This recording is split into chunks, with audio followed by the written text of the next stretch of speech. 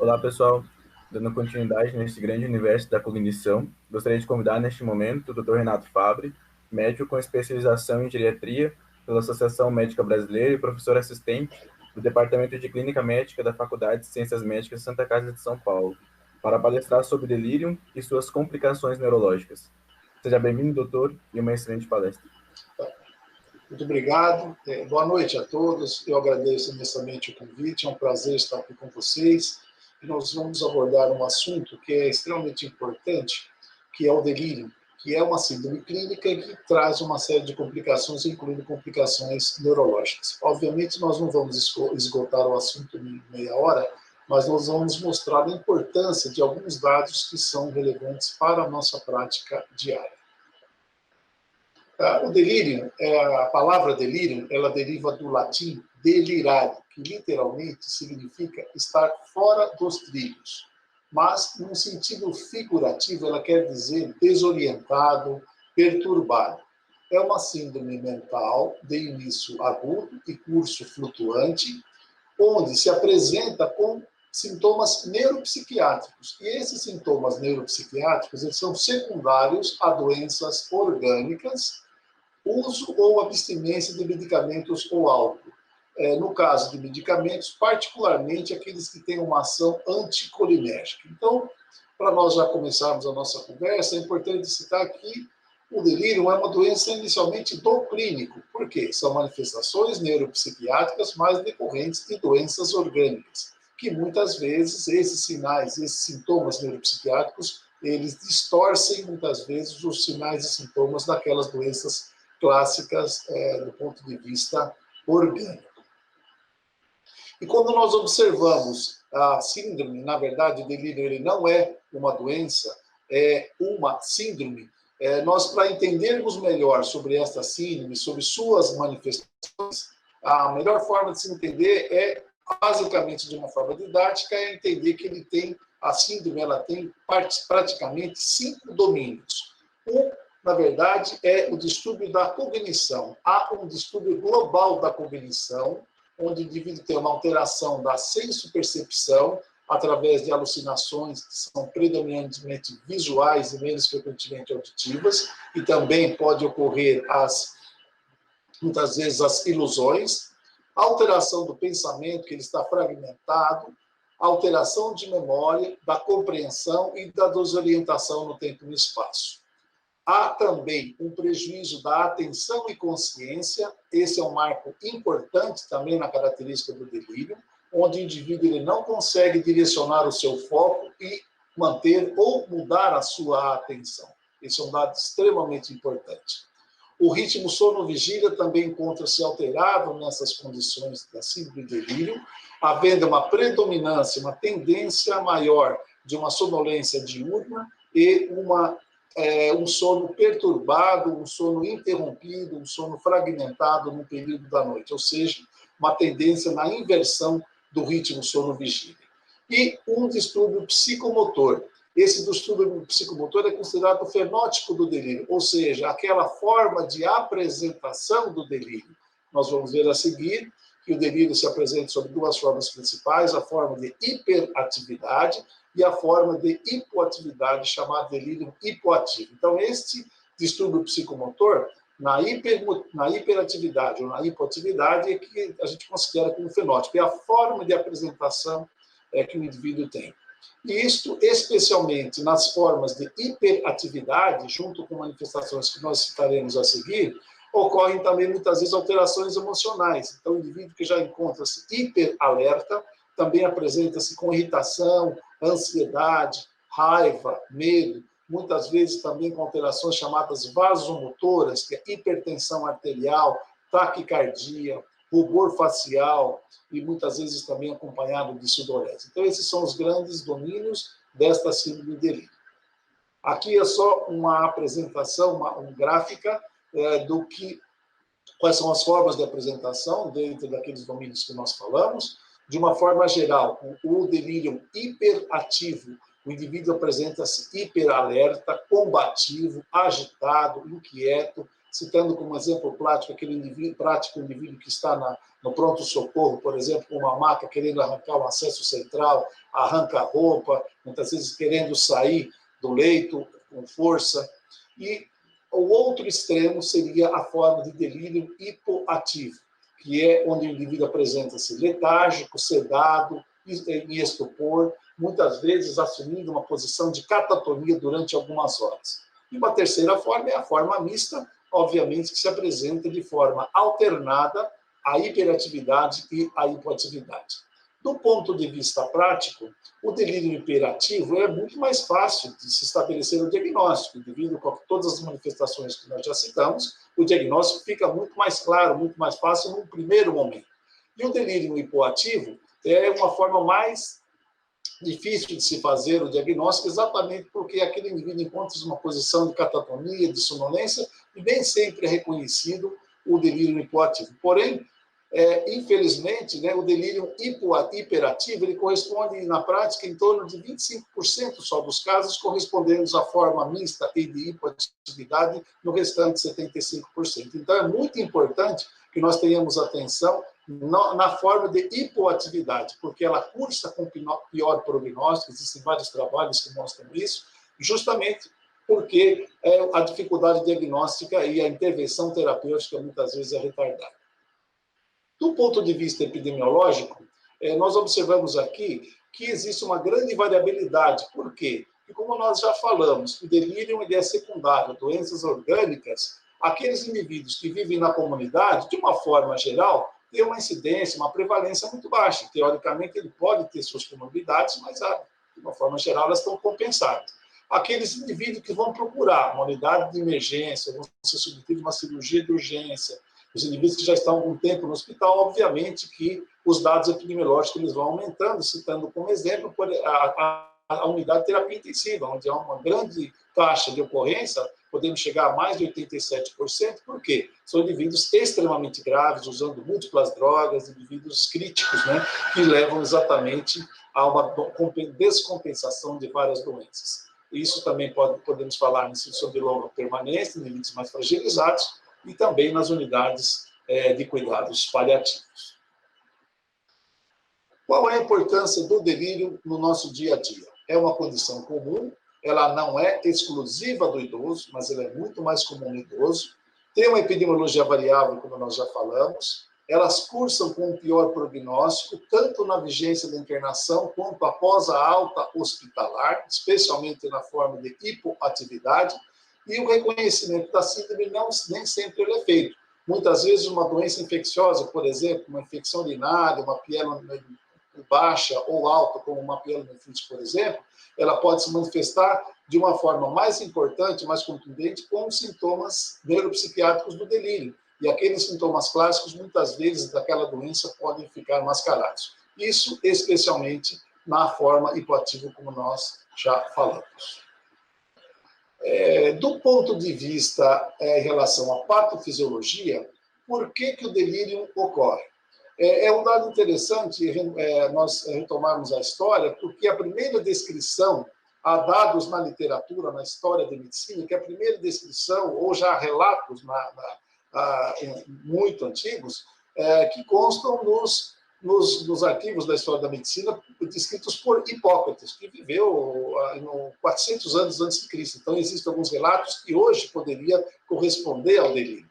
E, embora essa doença ela seja muito antiga, na evolução dos tempos venha avançando do ponto de vista de conhecimento, a patofisiologia ainda não é totalmente compreendida e é um campo muito aberto, especialmente aos senhores que são estudantes de medicina, da área neurológica, é um campo muito aberto este assunto, exatamente porque, quando nós falamos que existem muitas hipóteses, obviamente é que nós não conhecemos muito sobre aquela doença. Então, existe um campo muito aberto, muito longo ainda a ser seguido, para nós podermos intervir em várias situações e poder ajudar o paciente da melhor forma possível. Mas, de uma forma geral, o envelhecimento neuronal pode fazer parte, nenhuma delas aqui, obviamente, ela tem uma importância única.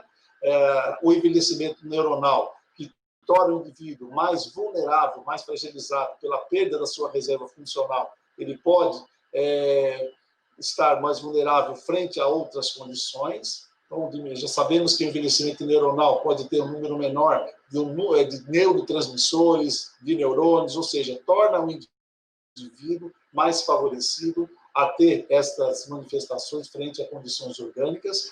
A teoria neuroquímica, basicamente dos neurotransmissores, é a mais estudada e a mais conhecida, a mais documentada em trabalhos, tanto experimentais quanto trabalhos humanos. A teoria neuroinflamatória também é importante, neuroendócrina, estresse oxidativo e ritmo circadiano. Basicamente, logicamente, esses trabalhos vêm a cada dia mostrando novos dados, mas o que se estuda mais ou mais conhecido, a teoria neuroquímica, a neuroinflamatória, na qual nós vamos nos deter um pouquinho mais a seguir. A neuroendócrina, eu vou apenas citar, basicamente vinculado a um estresse crônico, um estresse agudo, por exemplo, procedimento cirúrgico, um processo inflamatório, há uma desregulação do eixo hipotálamo-hipófise suprarrenal, que habitualmente ele está desencadeado no momento de estresse, e essa desregulação faz com que aumente o cortisol e que tem uma interferência também associada. Da mesma forma, o estresse oxidativo, a partir de processos inflamatórios, infecciosos, de estresse à célula, uma série de reações são formadas de forma intracelular, que podem levar à apoptose, muitas vezes, dos neurônios. E o ritmo circadiano, como nós falamos, que fazendo parte do quadro, há talvez uma tendência em ter uma desregulação da melatonina no período noturno, onde, obviamente, ela é estimulada e que faz parte do sono. Tanto que, hoje não é objeto desta nossa apresentação, é que alguns trabalhos têm mostrado, de forma ainda com dados ainda insuficientes para se aplicar no dia a dia na prática, mas a melatonina, os chamados, ou os agonistas melatoninérgicos, eles têm sido usados na prevenção de delírio, com sucesso em alguns trabalhos iniciais que já estão basicamente induzindo que isso possa ser no futuro, ou pelo menos fazer parte da prevenção farmacológica do delírio, que é um assunto ainda também muito controverso. Então, resumidamente, aqui nós temos a patologia que nós citamos, né? A teoria neuroquímica, basicamente uma desregulação de neurotransmissores, uma alteração, uma outra hipótese, né, que nós falamos da teoria ou a hipótese neuroinflamatória, e o excesso de cortisol que nós falamos são as mais escritas na literatura. Quando falamos de neurotransmissores, lembramos sempre, de forma mais importante, a deficiência da acetilcolina, muito embora possam outros neurotransmissores também estarem envolvidos, especialmente a dopamina. E condições clínicas que nós veremos a seguir, que levam principalmente à isquemia, pode dar essa alteração no balanço dos neurotransmissores e gerar o delírio. Então, este conjunto, basicamente, estão vinculados a dados da patofisiologia, são os dados mais conhecidos que temos. Medicamentos, diretamente, de forma que os medicamentos anticolinérgicos, podem ter uma interferência direta nos neurotransmissores, que veremos com mais detalhe a seguir. Só recordando um pouco sobre a formação dos neurotransmissores, então, a maioria dos neurotransmissores ela é formada numa estrutura chamada formação reticular ativadora ascendente, que no tronco cerebral, que a partir da sua síntese, ela vai estabelecer as suas funções neuromotoras e neuroendócrinas vinculadas ao tecido, ao parênquima cerebral. Um desbalanço desses neurotransmissores, especialmente a queda da acetilcolina, pode ter uma interferência direta e ser um dos fatores, não explica sozinho, mas pode explicar em parte a ocorrência do delírio. E, resumidamente, como é um fator importante a acetilcolina, eu fiz questão de trazer exatamente uma forma já embutida em características e em condições clínicas que podem interferir na síntese da acetilcolina. A formação habitual da acetilcolina é, resumidamente, da seguinte maneira: colina mais acetilcoenzima A, formando a acetilcolina. E isso é ativado pela enzima colina-acetiltransferase. Feita a acetilcolina, depósito em grânulos intracelulares, e quando há um estímulo nervoso, há um grande influxo de cálcio na célula que vai promover e vai contribuir para que a acetilcolina ela saia para a fenda sináptica e vai atuar nos receptores muscarínicos e nos receptores nicotínicos. Ou seja, a acetilcolina vai fazer o papel dela de neurotransmissão através dos receptores a partir desse processo. O que acontece, de uma forma geral, e isso é explicado em parte do delírio, é que algumas condições, como, por exemplo, a hipóxia, a hipoglicemia, déficit de niacina, podem diminuir a ação da colinacetiltransferase. Da mesma forma que condições de isquemia também podem contribuir para a diminuição de todo esse processo de formação. O uso de anticolinérgicos potentes podem competir nos receptores e podem ocupar o espaço não permitido que a acetilcolina acha também dessa forma. Alguns opiáceos podem diminuir o influxo de cálcio, diminuindo também a liberação da acetilcolina. E assim vai, alguns anestésicos também competindo por outros neurotransmissores. Então, nós vemos que uma gama grande de fatores podem interferir na síntese da acetilcolina, mas não é a única causa, a deficiência de acetilcolina, que gera o delírio.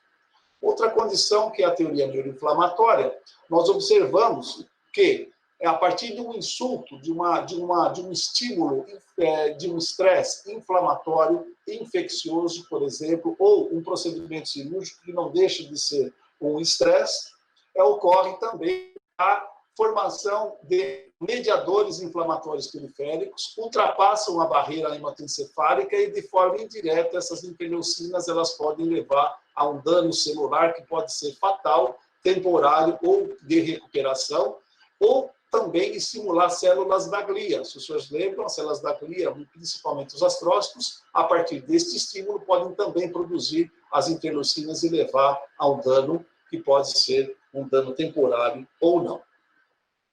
E tudo isso nós falamos pensando que dessas hipóteses que nós falamos, o envelhecimento, a neuroinflamação, o estresse oxidativo, a desregulação do cortisol e do ritmo circadiano, eles vão levar o quê? A uma alteração nesta integração, na funcionalidade dos neurotransmissores e outra parte da engrenagem que vai desenvolver basicamente o nosso funcionamento normal. E uma das hipóteses que se acredita hoje é que, mais do que uma hipótese isolada, o conjunto destas disfunções possam levar a uma perda da integração, da integralidade para um funcionamento do cérebro normal, levando, então, o indivíduo ao delírio. Portanto, se nós falarmos agora de uma forma geral, com relação à sua etiologia, de uma forma geral, habitualmente o delírio tem uma etiologia multifatorial. O uso de fármacos, as infecções, as doenças que causam hipóxia, muitas vezes traumatismos, um estresse vinculado até mudança de ambiente, enfim. Nós caracterizamos habitualmente a etiologia do delírio como etiologia multifatorial. Aí a anamnese é extremamente importante para nós, e o exame físico, para nós detectarmos essas alterações vinculadas. Só relembrando do que nós falamos naquele primeiro diapositivo, das alterações que possam estar vinculadas à alteração dos grupos farmacológicos em relação às suas causas que levam à etiologia, diversos grupos farmacológicos atuando, infecções e inflamação atuando como citoquinas. Então, aqui nós estamos aplicando doenças orgânicas, doenças clínicas dentro desse processo, que é o delírio, uma somatória de hipóteses tentando explicar a patofisiologia. Existem alguns pacientes que têm um maior risco para delírio e outros que têm menos risco. De uma forma prática, os fatores predisponentes tornam os indivíduos mais vulneráveis, especialmente dos fatores predisponentes, o déficit cognitivo, o déficit sensorial de audição e visão, uma doença grave e a desidratação com uremia são fatores de risco independentes para delírio, e os outros fatores citados abaixo como fatores também importantes, mas não considerados como fatores independentes. E os fatores precipitantes, aqueles agressivos, aqueles fatores que desencadeiam delírio, da mesma forma, mais de 3 fármacos, desnutrição, presença de sonda vesical, restrição física e uma iatrogenia como fatores de risco independentes. Então, isso explica que indivíduos que têm uma alta vulnerabilidade com fatores de risco menores, eles podem ter delírio. E indivíduos com uma alta agressão, mas pouco vulneráveis, não necessariamente não têm o delírio. O diagnóstico do delírio, basicamente, ele é sindrômico. Porque nós devemos estabelecer primeiro se é ou não delírio. Então, na suspeita clínica de delírio, nós devemos estabelecer o diagnóstico sindrômico. através dos critérios diagnósticos e dos instrumentos de avaliação. E, a partir do momento do diagnóstico feito, fazer o diagnóstico etiológico pela anamnese, pelo exame clínico e os exames complementares. Aqui só citando, não vou me meter, mas existem critérios específicos para delírio, a última versão do DSM-5, onde é a própria definição que nós já comentamos a seguir, anteriormente. Distúrbio da atenção, início de curso flutuante, uma alteração cognitiva e existência de etiologia orgânica. E qual é a finalidade dos instrumentos de avaliação? Se forem ver na literatura, existem inúmeros instrumentos de avaliação. Eles têm basicamente a finalidade de melhorar a detecção do delírio, operacionalizando os critérios diagnósticos para o delírio. Então, existem vários tipos de instrumentos de avaliação, desde instrumentos muito simples, com diferentes graus de complexidade, dos simples aos mais complexos, e alguns avaliando até a sua gravidade. Este instrumento, que é o CAM, é o instrumento mais utilizado na beira do leito, o instrumento mais utilizado, já validado na língua portuguesa. Ele tem inicialmente 10 itens, que foram resumidos para os 4 primeiros itens, depois nós podemos discutir se houver tempo, onde o início agudo, o distúrbio da atenção, o pensamento desorganizado e a alteração do nível de consciência vão sindromicamente fazer o diagnóstico do delírio. Então, a presença do item 1, mais o 2, que são itens obrigatórios, associado ao 3, que é o distúrbio do pensamento, ou ao 4, que é a alteração do nível de consciência, literalmente vão fazer o diagnóstico sindrômico de delírio, com a sensibilidade e especificidade acima de 90%. Os senhores vão ver que existem inúmeros instrumentos diferentes, com complexidades diferentes, para aplicadores diferentes. Mas são instrumentos para racionalizar o diagnóstico. Então, frente a uma avaliação inicial, de uma suspeita, existe uma alteração? Se essa alteração existe, precisamos fazer uma avaliação cognitiva. Se não é delírio, baseado nos instrumentos de avaliação, basicamente investigar uma outra causa. Se é delírio, tratamento da etiologia e o tratamento sintomático. Se não ocorrer delírio, aqui está a grande importância de nós que somos clínicos, na tentativa de prevenir ao máximo o delírio para que esse indivíduo não tenha delírio que leve a condições desfavoráveis a médio, a curto e a longo prazo. Então, hipótese suspeita diagnóstica, um exame mental, utilizando os instrumentos de avaliação. Feito o diagnóstico sindrômico, vamos atrás da sua etiologia. O tratamento ele é etiológico, nós devemos tratar a causa básica do delírio, uma pneumonia, uma infecção urinária, uma outra condição qualquer, e o tratamento sintomático, que pode ser não farmacológico, que eu vou citar a seguir nas medidas preventivas, são toda uma série de medidas que podem ajudar bastante, mesmo no indivíduo já tendo o seu delírio, e o tratamento farmacológico indicado em algumas situações, aqui citadas. É somente usado o tratamento na forma operativa, de uma agitação muito grave, com risco de segurança ao tratamento do paciente e quando existe muita alteração da senso-percepção. As medicações nós podemos discutir depois, eu acho que não é o objetivo da nossa apresentação, mas basicamente eles são utilizados as medicações antipsicóticas por um menor tempo possível e uma menor dose possível para que controle os sintomas. Ele não muda o prognóstico, o tratamento com antipsicótico para delírio. E aqui eu acho interessante, já quase finalizando, a pergunta que a gente faz e já traz a resposta é que, antigamente, muitas vezes, ou muitas pessoas que não têm conhecimento sobre a síndrome, pensam que o delírio secundário é uma condição orgânica, certo?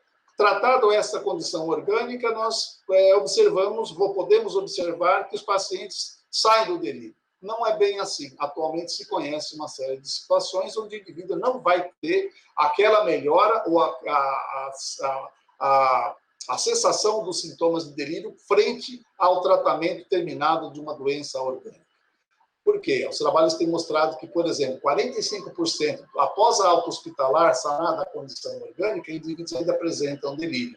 E tem trabalhos mostrando 33% após 30 dias. E existe uma condição além, que é o chamado delírio subsindrômico, ou seja, ele tem alguns critérios que poderiam preencher delírio, mas não todos. Então, isso muitas vezes pode ser permanente, e esse indivíduo tem que ser acompanhado, principalmente para a evolução do quadro demencial. O impacto do delírio, basicamente, vai estar vinculado no prognóstico do delírio, tem um pior prognóstico, tanto na vigência da internação, com o aumento do tempo de internação, da taxa de mortalidade, do custo, e também depois da alta hospitalar, que nós vamos ver já finalizando, um trabalho interessante que mostra esse prognóstico depois da alta hospitalar. E o custo também é importante. E o que nós podemos fazer para tentar mudar a história natural? Obviamente, se o delírio já chega numa unidade médica com delírio instalado, tratar, investigar a condição orgânica e tratar sintomaticamente o delírio. Mas nós temos a obrigação, se esse indivíduo, especialmente avaliando seus fatores de risco, se esse indivíduo não ter delírio, nós devemos promover a prevenção, e a prevenção é não farmacológica. Ela pode impedir, pode não evoluir para delírio em até 40% das vezes. Esse é um dado extremamente importante. Então, nós temos aqui, resumindo, fatores precipitantes, no estado físico de base mudado e cognitivo, pode iniciar com sintomas leves, vai atuar de forma clínica, como nós já falamos, usando as 3 formas, e pode ter o delírio hiperativo e hipoativo, que pode manter algumas manifestações de delírio de forma persistente, evoluindo para a demência, pode manter um prejuízo físico e ou cognitivo, que fica muitas vezes estagnado, muitas vezes é uma causa de institucionalização, ou esse indivíduo pode ter uma recuperação completa. Esse seria o fluxograma de um indivíduo que tem delírio.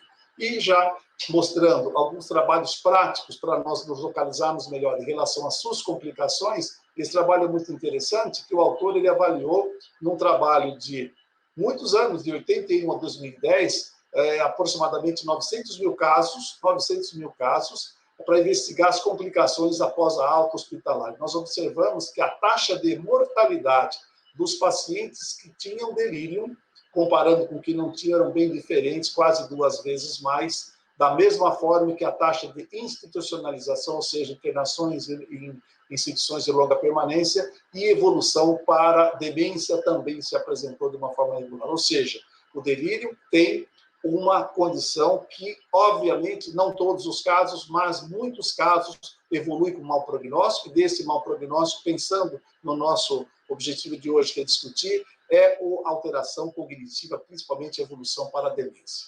Esse outro trabalho interessante, que foi um trabalho do Dr. Tiago, que é uma tese de doutorado na Universidade de São Paulo. Ele observou prospectivamente aproximadamente 1.400 casos, que eram internações agudas por afecções clínicas, e observou, estava investigando os enfermos hospitalizados, a associação independente entre delírio e tempo de óbito intra-hospital e pós-alta hospitalar até 1 ano. Ele observou que a taxa de mortalidade intra-hospitalar foi significativamente maior comparando com os indivíduos que não tiveram delírio, então, mostrando um pior prognóstico também. Isso não foi observado de forma com diferença estatisticamente significante para 12 meses, mas mostra aumento da taxa de mortalidade a curto prazo nas unidades de emergência do Hospital das Clínicas.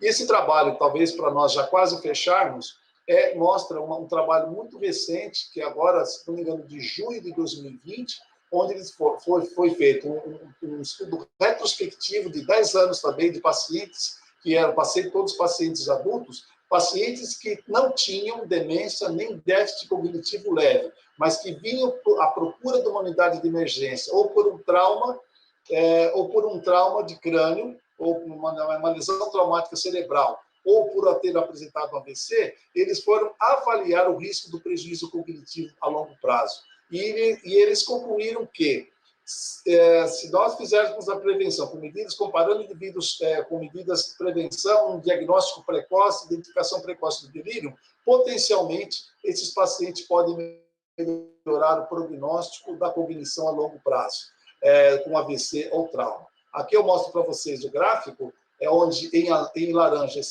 é sem delírio e azul em delírio, mostrando que praticamente dobra, né, a presença de delírio nesses pacientes com lesão neurológica agudos que tiveram delírio, tiveram um desfecho pior, e que as medidas preventivas elas ajudam bastante. Então, as medidas preventivas elas se fazem necessárias, Eu já estou praticamente até passando um pouquinho, talvez, da hora, mas eu acho que muito importante nós temos esta observação. Chega um paciente ao pronto-socorro sem delírio, ou qualquer outra unidade de internação, chega à unidade, ele deve ser avaliado do ponto de vista de fatores de risco, ver se esse indivíduo tem algum fator de risco. Todas as medidas elas devem ser feitas, mas basicamente a prevenção não farmacológica e, olhando com bons olhos, talvez o uso da melatonina poderia também ajudar, mas trabalhos incipientes têm mostrado esse desfecho favorável.